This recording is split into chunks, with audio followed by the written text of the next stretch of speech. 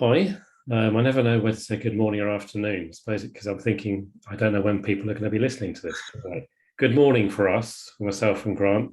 Um, Welcome to I think it's number 4 now in the From Blooming Work to Blooming Work podcast series, and I'm getting that pronunciation right now. I used to struggle with it.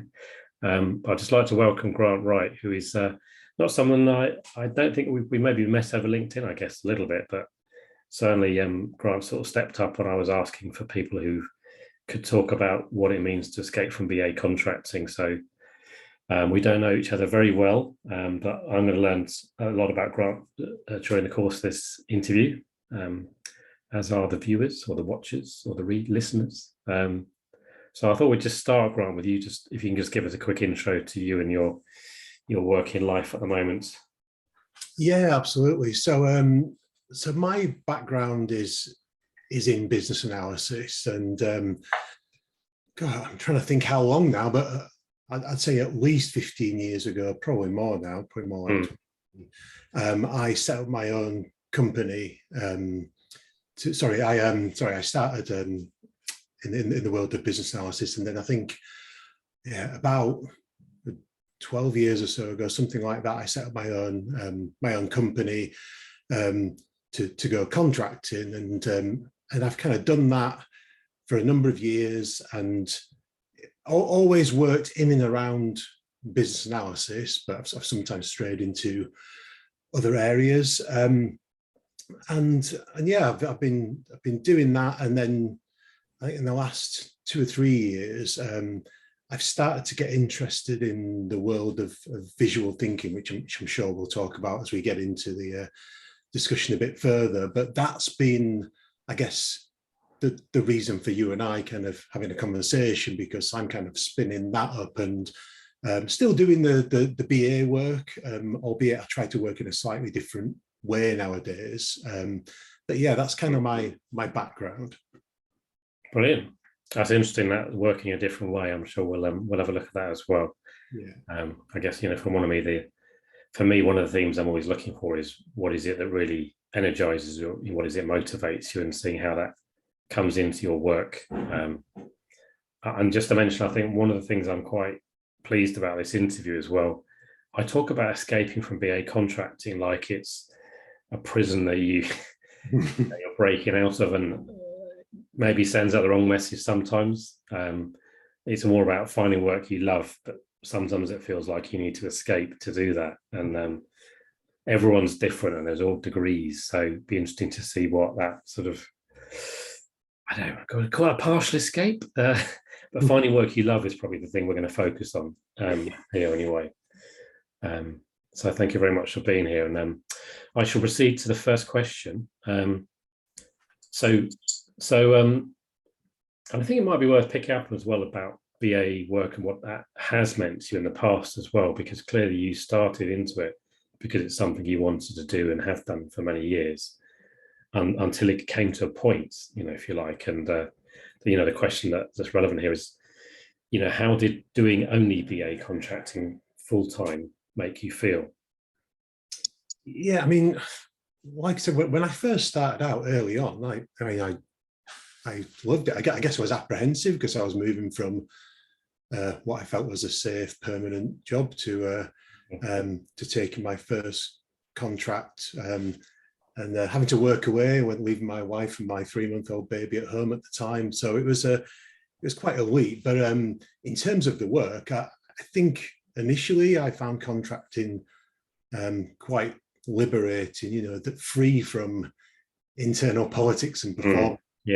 Reviews and all those kind of frustrating things, where you could just focus on doing the work, and if you did well, you could get an extension. If you did really well, you might even be able to discuss getting more money for it, and it was a much more straightforward conversation. So I think early on I found it quite daunting but liberating, and I think over the years I think I found it a bit limiting. And what I mean by that is, I think when I first went contracting, I thought, oh, it's fine, I'm going to be able to have breaks. I'm going to take the summer off, or in between contracts, I'll have a month or two off, and it'll be a bit of a lifestyle change. And that's just never borne out to be the case. Now, that's probably my own fault for having 4 children, and they cost so much money that I've been continuously working. But, you know, since I've moved into working for myself, I haven't had more than a couple of weeks off, really, a gap between work. And, you know, then you have a family, and the pressure to keep earning the money comes in. And now it's like, I feel like I've had to just keep going to kind of keep pace with the family and my financial demands. And so that freedom that I thought I'd get has just never materialized. And I think the other angle that started to frustrate me a little bit is that I felt that I'd done business analysis to death. I'd got really good at it. And it was kind of like, where do I grow? Where do I go from here? And I guess I didn't find myself pursuing other opportunities to explore different paths. And I don't know, maybe felt I was getting a little stale. And so I think in terms of kind of how just doing BA contracting made me feel, I think it was that starting to feel over time a little bit stifled by it. You know, felt like maybe I wasn't pushing into new areas and growing, I guess, professionally as I should. So that's, I guess that's probably how I'd sum it up. Okay, so to sort of check I've heard you right. I think that there's 2 aspects to it. One is the contracting itself being, and I completely resonate with I'll work half the year. Never even close. I managed to get 3 weeks off consecutively, and I thought that was a big achievement once. But yeah, that vision of sort of this ideal lifestyle where you know, work and play, and it's all lovely, sort of definitely resonates. So as the contracting itself, there's a theory and there's the practice. Somehow these things don't happen. But you also talk about that, and I always think about your lifestyle expanding to meet your income. Is quite, and with a family and so on, that's it does expand anyway, but it's you know, it changes the dynamic, obviously. But also the BA work itself, which I'm really interested in as well, is you've done it a lot. You were stifled, as you said. You felt a bit stale. It's like, I mean, I'm hearing boredom. Someone who's a bit bored by what they're doing because they know how to do it, but now they're losing motivation because they're a bit bored by what they're doing. Yeah, I think in terms of that aspect, I guess what I did naturally was I started to look at where I could kind of branch out and do other things. So I've never just stayed in my BA box in any role, even when I was a permanent employee. I always did what I thought needed to be done to deliver the project or the piece of work I was on. So whilst I was stifled in the one sense, you know, I took the opportunity to branch out into other areas. You know, I did some business architecture work, some kind of UX/service design sort of work, agile product ownership, change management. I actually ran a BA function on an interim basis, so I kind of did it, you know, did still work related to business analysis, but from a different angle. So I think that's kept it more interesting. And as I sit here now, if I was looking for work tomorrow, I'm looking for another opportunity to work with a client, it's kind of thinking, would I be looking for BA work is kind of almost the question that goes through my head now, because everything I've done in recent years, even if it's had BA in the kind of the service description of what I'm being hired to do, it's rarely been just that. And so, you know, I don't want to paint the picture that this is like I'm bored of BA work, I don't want to do this anymore. I think it's not that. I enjoy doing that sort of work, but I think I enjoy working at a different level, maybe now to what I did historically, and looking for different ways to kind of take that. So that's kind of, I guess, how that's evolved. And I think what's triggered a change in me is as the kids have got a bit older, and not that we've got lots of free time with 4 children, but I've had a bit of time to kind of reflect and think, where do I want to take things as well? And so I think, I've got just enough breathing space to think, what am I actually doing here? And that's caused me to kind of reevaluate what I'm doing as well. Okay, well, I think we've started covering one of the questions, but let's sort of, I'll put that out to you and see what new things that throws up. But you've talked about, but how did you discover what was missing, and how did that make you feel? I mean, I'm getting a sense of novelty being really important for you, but is there anything more you want to add to that? And growth. Well, like I said, I think, like I said, just that kind of feeling of where am I going with this was what was probably gnawing at me a little bit, and how do I continue to grow and evolve, and like I said, feeling that I'd kind of started to outgrow the I guess the bog standard BA role. You know, if I was to be hired tomorrow to go in and just work around as a BA, sure I could do it, but I'm kind of thinking that that's not where I see myself necessarily anymore. I don't know what label I put on myself to make, to market my services, and that's the challenge I'm facing at the moment. Is kind of, how do I get across what I can do when it's broader than just a job title that people are looking to hire some support for. So it's trying to market your services has been something more. That's interesting. So I'm hearing someone sort of in transition, really, someone who's actually trying to be more do what you love ultimately. Yeah. So could you maybe expand on that sort of transition? How far along that journey are you? And one aspect I think is always people are always interested in is the monetary aspect, because it's easier to sit in the BA. Well, I think it feels like it's easier to sit in the BA marketplace and just say, it fit boxes and slots, and it's easy to fit into that. But it's more feels more difficult, feels more challenging to go outside of that and be Grant Wright, or more you.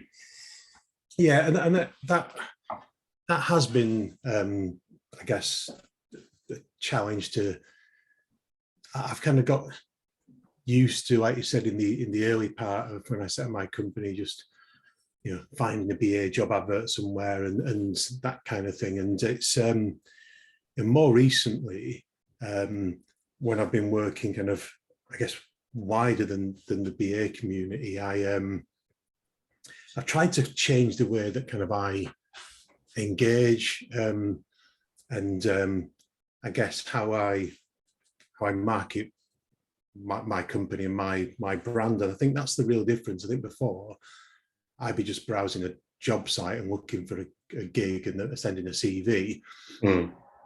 Now I've kind of got, I guess, more of a presence on social media than I ever had. I never used to bother with LinkedIn. I make an effort to do that. I go to networking events. I'm part of a network called Hive Mind, which I think you might have been associated with. Yeah.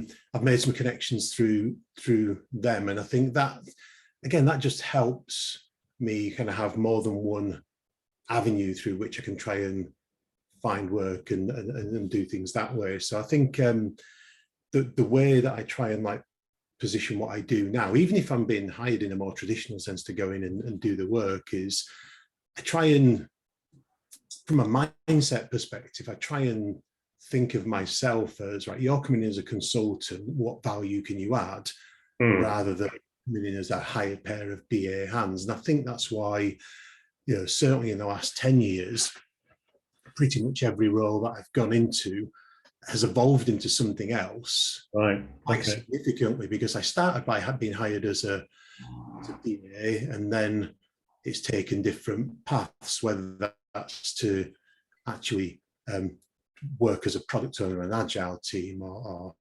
do the kind of UX and service and design stuff I talked about when I was working in the government sector. More recently, when I've worked with a client and hired as a kind of a systems analyst in one role, and then within 6 to 9 months of working there, I actually ended up managing the BA function in the IT team, because I'd kind of built a relationship and kind of, I guess, shown a little bit of what I can do, or what I could do, or asked a few questions, and I've kind of grown the opportunity where I started. And so I'm still doing it all through that. I've still got those demands, that the financial pressure hasn't gone away. So I've got to work within that constraint of trying to almost engineer opportunities from things I'm given, or to kind of broaden my network and try and find opportunity that way as well. Okay, that's fascinating. There's a sort of seems to be a theme about marketing and networking, whether that's networking just in a general sense, but also within an organization, and not necessarily saying, well, this is how contracting works. I'm filling a slot here, I'll fill the slot well.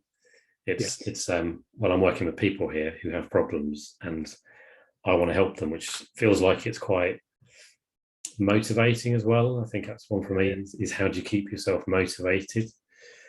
I mean, that you mentioned the word problem solving there, and I sat back and I thought to myself recently, kind of what is it that I do? If I'm not a pure BA and I do a bit of this, that, and the other, kind of what is it that's me? And I tried to articulate that, and what I came up with was related to helping people understand their problems and find creative solutions to them. And whether I'm doing that in the context of business architecture, agile product ownership, change management, whatever, the common thread is understanding what problem needs to be solved, and then helping come up with options and guide teams through how we could solve the problem. And I think that's the common thread. And you might be using different techniques and pulling on different levers to help make that happen. But I think that's where I kind of see myself now. It is that kind of problem solving space. And if I took it up a level, I think that's how I see that. But I guess as well, the other thing, and probably the other reason why we kind of got in touch about this, was I've also started kind of a bit of a side hustle, if you like, where I mentioned visual thinking in the introduction. And that's something that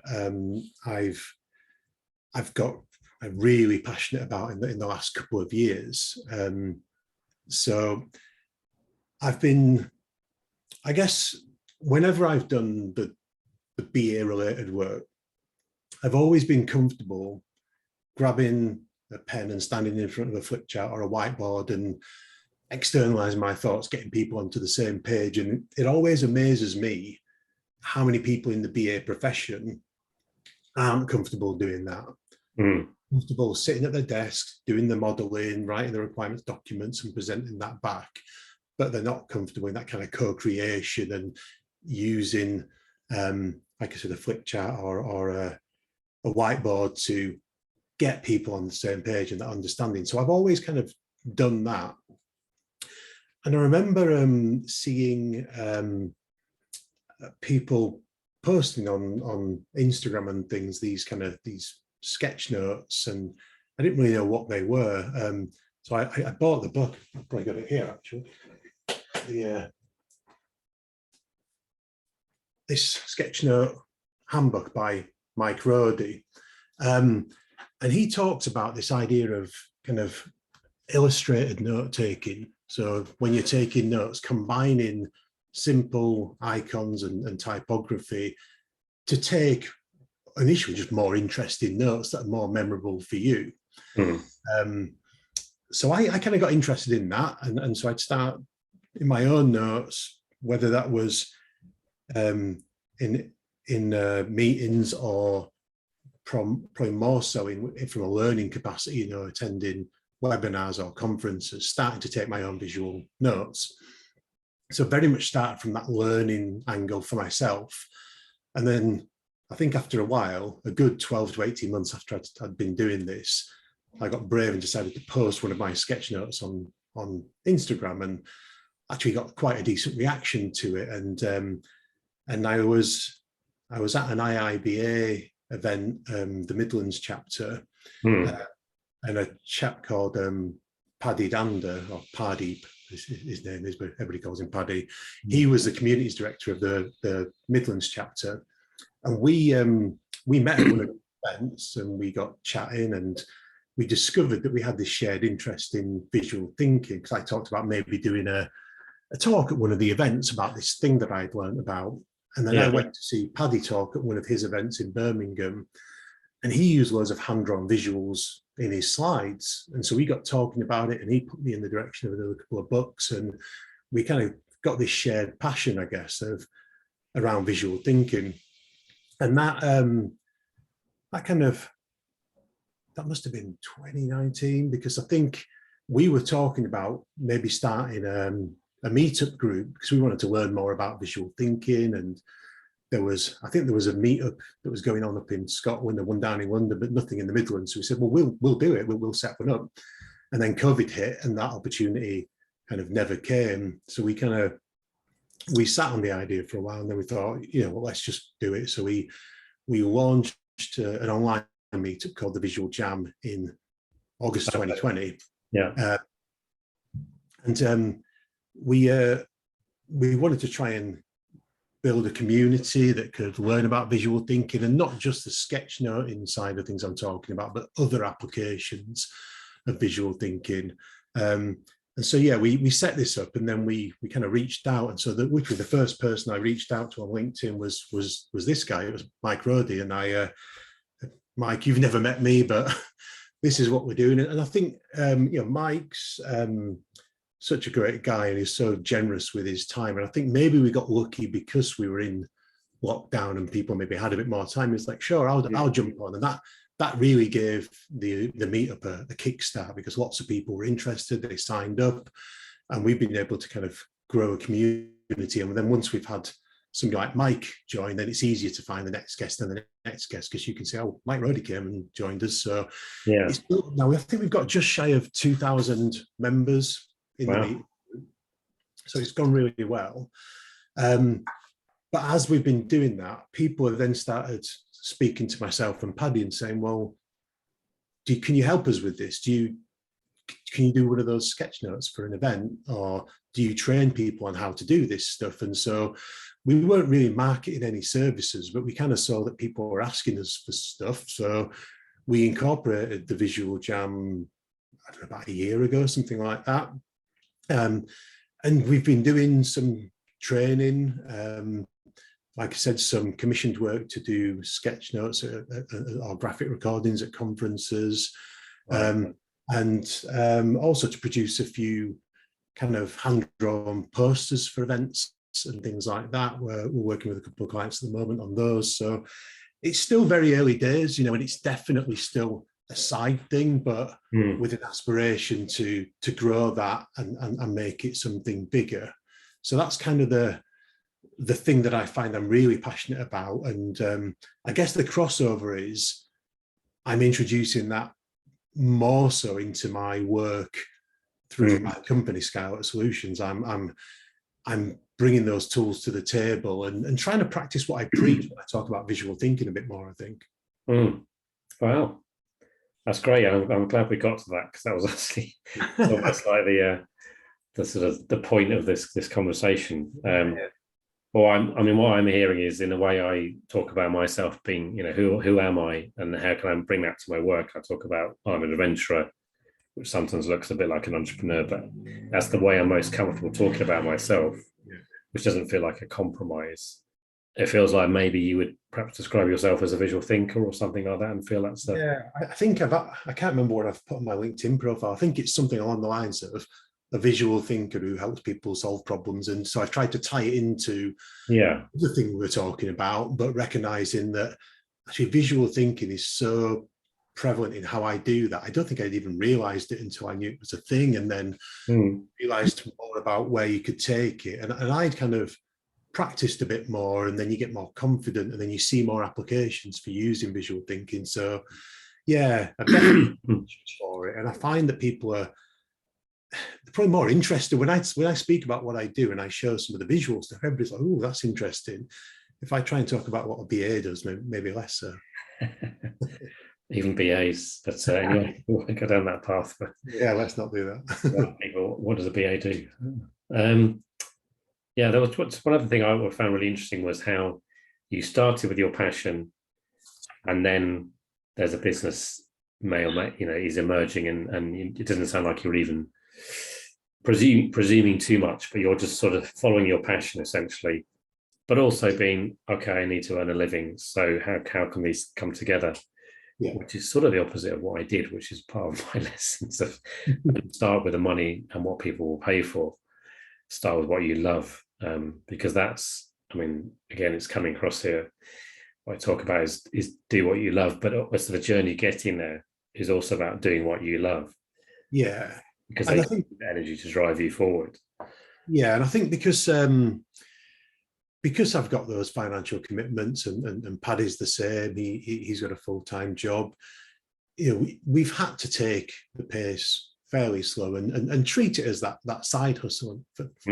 And so we have been forced into that approach a little bit. And what I would say is that we were quite, I guess we were quite ad hoc about how we move things along.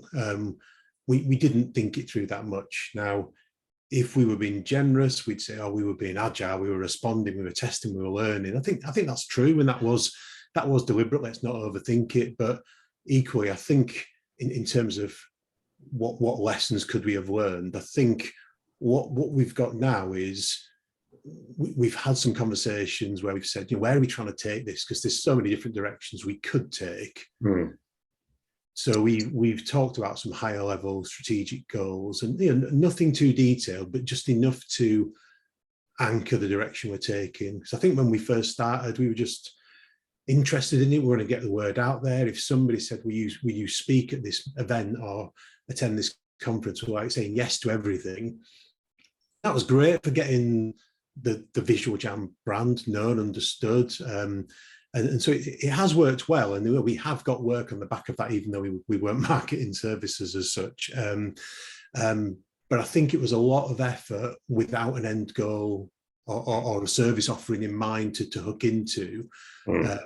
So I think in hindsight, if we'd have had a bit more thought about where might we want to take this, that might have helped us filter, learn when to say no to certain things. So I think there's definitely a lesson learned there, and I think we have learned it, but like I said, without going the other way and trying to overthink things. I think it's better to take some action and start moving and see what lands than procrastinate and overthink the offering and who your customer might be and talk yourself out of things because you overthink it. Sometimes, it's that kind of lean startup idea, isn't it? Just get something going and see the direction, see what people like, and then if you need to pivot or adapt, be willing to do that, and don't be precious about your ideas. So yeah, I definitely think we're walking that path, and just with a bit more awareness now maybe than we were when we very first started out. Yeah, I mean, it sounds like you're very much doing it for fun. It was your passion, and that's what you wanted to get out of it. But you veered a little, not veered as much, but put your commercial hats on a bit more sort of seriously. Said, well, this could be fun, but how do I get more to do more of it? And yeah, absolutely. And I think that's the utopia is this grows. It grows to the point where we've got a decision to make. Do I take the next BA contracting gig, or actually is there enough work doing this that I could do this full time? I mean, that would be fantastic. Whether we ever quite get their circumstances allow, I'm trying not to overthink that. I don't want it to become such a thing where I feel compelled to make the visual thinking stuff work and almost become frustrated if it's not going well. I don't dislike the work that I've done as a BA. I feel like I've outgrown it a little bit, and I have to put a different spin on the way I approach it, but I still enjoy what I do. So I'm not, like you said, although at the start of the discussion, it was about kind of how do we get out of BA contracting and that kind of work. Well, I'm not necessarily desperate to do that, but I would like to transition to a different balance. I think that's pretty yeah. No, it's a nice sort of point to start concluding, actually, is it's getting the balance right for you. So different needs, it's so that escape can be satisfying yourself. I remember working with someone who worked 4 days a week, and the other 3 days he was in a work for Accenture or whoever it was, I can't remember. But he went and spent 3 days a week restoring vintage cars. Very, very different. Yeah. That was his sort of balance. That was his trade-off. Like, this is the bit that pays, that is okay. This is the bit I love, and the other bit pays for this bit, in a sense. Yeah. So it's not all or nothing. Okay. We've probably gone through the questions, but I wanted to just give you a chance to say to those people listening, is there a top tip? You've given quite a few sort of tips towards the end. Is there one thing you want people to take away with them if they're wanting to escape, whatever escape may be for them, or if they're doing BA contracting, it's just they've got that nagging, this isn't really working for me anymore in some way or other. What tip would you give them? Like I said, I've probably half given a few, but I guess the main thing I'd say is if you're doing something and you've got that gnawing feeling of, you're not sure I really enjoy this, then the main thing is to change something about your circumstances. Yeah. It doesn't really matter what, even if you don't know where you want to go. I think there's a definition of insanity that you keep doing the same thing over and over again and expect different results. So I think recognize that you have to change something and see where that takes you. Now, if you're interested in a particular topic and you've got a passion like you and I have been talking about, whatever your passion is, I think look at how you can tap into that. So from my perspective, I made a conscious effort when my kids got a bit older just to get myself out there and start networking more. It started off as I was attending BA and Agile networking events that morphed into other things.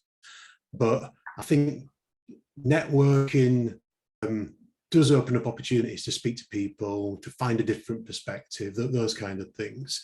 I think the other thing is if you're interested in something or you're good at something, then doing something like what I've done, I guess, we started a meetup, start, I don't know, a podcast or post what you're doing on social media, whichever platform's kind of the most appropriate for what you're doing. I started posting on Instagram the drawing stuff that I was doing because I didn't want to plaster LinkedIn with that because I didn't think it was as appropriate. But I got lots of encouragement and feedback and learning opportunities.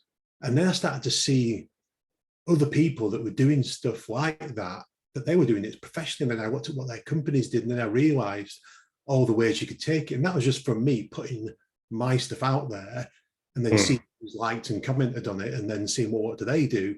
So I think just to sum up, I think just changing something about the way you operate to open up the opportunities to see things differently, to connect with a person who might have an idea or to share something. I think that's kind of what I'd say. I think if you carry on plodding on and doing the same thing, nothing will change.